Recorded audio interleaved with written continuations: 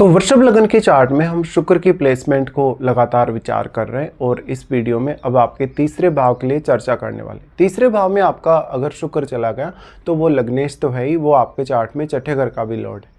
इस हिसाब से देखा जाए तो शुक्र की ये प्लेसमेंट आपको बहुत ही ज़्यादा क्रिएटिविटी देगी, आपको टैलेंट बहुत अच्छा देगी, आप अपने जीवन में सक्रिय बहुत ही ज़्यादा रहेंगे। अगर आपका मान लो चार्ट में चंद्रमा बहुत अच्छा प्लेस्ड है तो ऐसा शुक्र आप में और भी ज़्यादा नेचुरल टैलेंट दे सकता है और जीवन में काफ़ी सारी यात्राएं होने की संभावना होती है।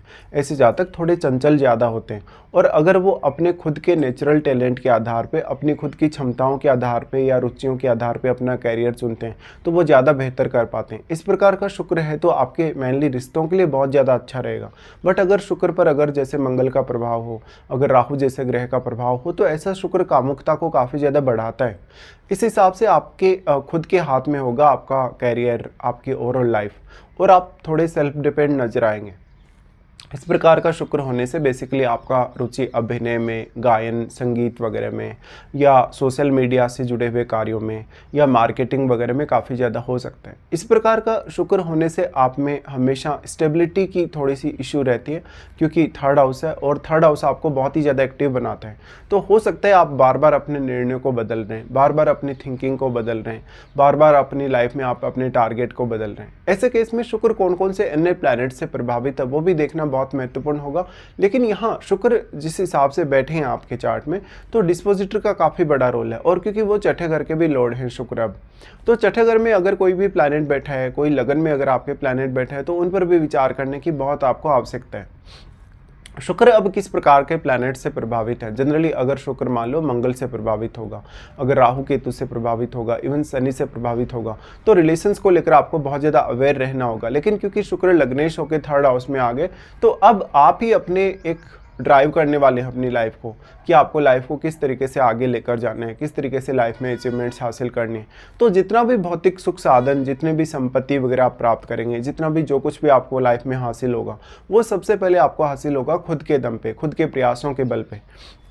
अगर मान लो यहाँ पे अब ये जो यहाँ पे प्लेसमेंट शुक्र की बन रही है इसमें अगर राहु का प्रभाव हो, अगर मंगल का प्रभाव हो, इवन शनि का प्रभाव हो तो आप अपनी मैरिज जो होगी उससे कभी भी संतुष्ट नहीं रह सकते। मैरिज में आपको कुछ ना कुछ इश्यूज अवश्य आएंगे। इस प्रकार का शुक्र आपको अपने घर से दूर सेटल कर सकता है, इवन वो देश विदेश की यात्राएं भी काफ़ी दे सकता है। इस प्रकार से आप में चंचलता और भावुकता काफ़ी ज़्यादा होगी। चंद्रमा का अच्छा होना बहुत ही जरूरी है आपके चार्ट में। अगर चंद्रमा अच्छा नहीं होगा तो आप बेसिकली जो भी कार्य करेंगे उस काम पर बहुत अच्छे से फोकस नहीं कर सकेंगे। इस प्रकार की शुक्र की प्लेसमेंट में अब शुक्र वक्री नहीं होने चाहिए, साथ में चंद्रमा भी बहुत अच्छी तरीके से प्लेस्ड हो तो और भी अच्छा।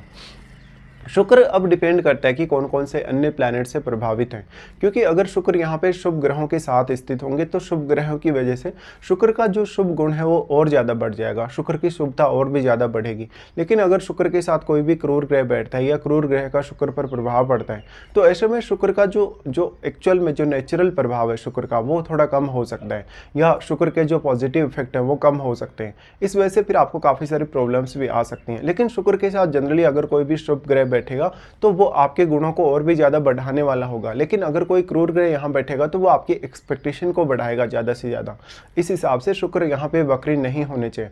अगर वक्री हो जाएंगे तो आप हार्डवर्क तो करेंगे लाइफ में, आप बहुत ज़्यादा लाइफ में अगर समस्याओं का सामना करेंगे, मुसीबतों का सामना करेंगे, लेकिन वहाँ से आप निकल जल्दी नहीं पाएंगे तो आपका काफ़ी ज़्यादा समय इस तरीके से आपका लग जाएगा।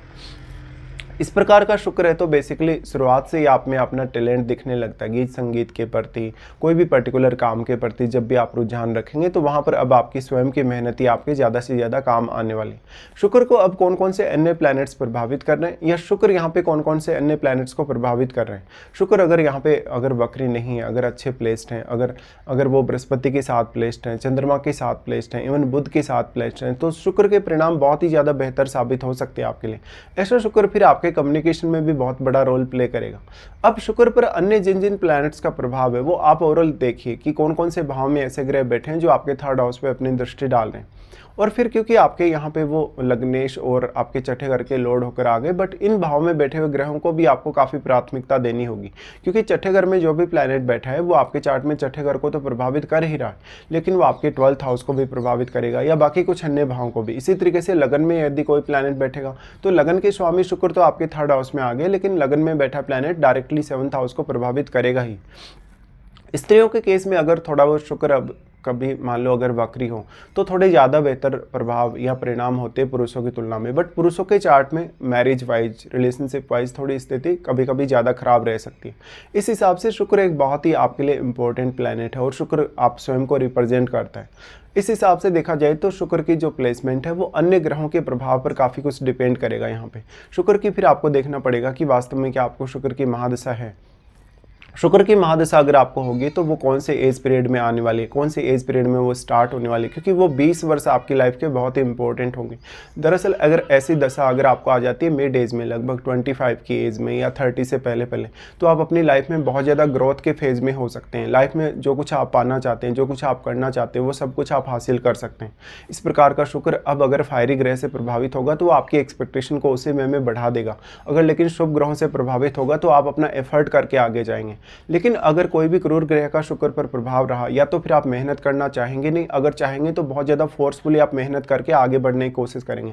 भले ही कुछ केस में अगर क्रूर ग्रहों का प्रभाव है भी तो आप अपने जीवन में काफ़ी ज़्यादा चुनौतियों का सामना कर सकते हैं और उनको पार भी आसानी से कर सकते हैं। लेकिन शुक्र अब कितना ज़्यादा एक्टिव है, किसी दूसरे प्लैनेट के प्रभाव से शुक्र कितना ज़्यादा एक्टिव हो जाता है या शुक्र कितना ज़्यादा प्रभावित हो जाता है, ये बहुत कुछ डिपेंड करेगा कि यहाँ कोई प्लैनेट या तो शुक्र के साथ बैठा है या तो सिर्फ कोई प्लैनेट यहाँ शुक्र पर अपनी दृष्टि ही डाल रहे हैं। तो दृष्टि का प्रभाव तो उतना अधिक नहीं होता, लेकिन शुक्र के साथ कोई ग्रह अगर कंजक्शन में होगा तो वो अपना बहुत ही स्ट्रॉन्ग इंपैक्ट यहाँ डाल पाएगा। इस हिसाब से शुक्र आपके लिए काफ़ी इंपॉर्टेंट प्लैनेट हो जाते हैं। और अगर शुक्र पर किसी क्रूर ग्रह का प्रभाव है तो आप अपनी लाइफ में 6th हाउस से जुड़ी हुई चुनौतियों का आसानी से सामना कर सकते हैं, कैरियर में स्टेबिलिटी ला सकते हैं, रूटीन लाइफ को अच्छा रख सकते हैं और उसके लिए आप जितने भी मेहनत करेंगे, जितना भी आप हार्ड वर्क करेंगे, वो सब का सब आपके फेवर में होगा या आपके काम आएगा।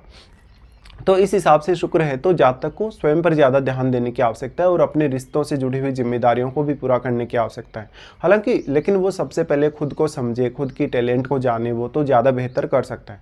अब यहाँ पे इम्पोर्टेंट ये है कि शुक्र पर कौन कौन से अन्य प्लैनेट्स का प्रभाव है और आपके 9वें भाव में अगर कोई भी प्लैनेट बैठा है तो वो डायरेक्टली शुक्र को प्रभावित कर पाएगा। इसके साथ साथ आपका चंद्रमा पीड़ित स्थिति में नहीं होना चाहिए। अगर चंद्रमा पीड़ित होगा, अच्छी स्थिति में नहीं होगा, शनि जैसे ग्रह के साथ होगा, राहु जैसे ग्रह के साथ या केतु जैसे ग्रह के साथ होगा, तो आपके लिए शुक्र इतना अच्छा प्लेस्ड होने के बावजूद भी चैलेंजेस काफ़ी ज़्यादा बढ़ जाते हैं। तो व्यक्ति वास्तव में जो वृषभ लगन वाला है वो अपने जीवन में अपना धन, संपत्ति, ऐशो आराम, जितना जो कुछ भी वो प्राप्त करेगा वो अपनी खुद की मेहनत से ही प्राप्त करेगा। ऐसे में आपको दूसरों पर डिपेंडेंट होने की आवश्यकता भी नहीं पड़ेगी। अगर शुक्र यहाँ पे वक्री है उस केस में ऐसा हो सकता है कि आप मेहनत तो बहुत ज़्यादा कर रहे हैं, हार्डवर्क काफ़ी ज़्यादा कर रहे हैं, लेकिन आपका हार्डवर्क, आपकी मेहनत सही डायरेक्शन में नहीं है।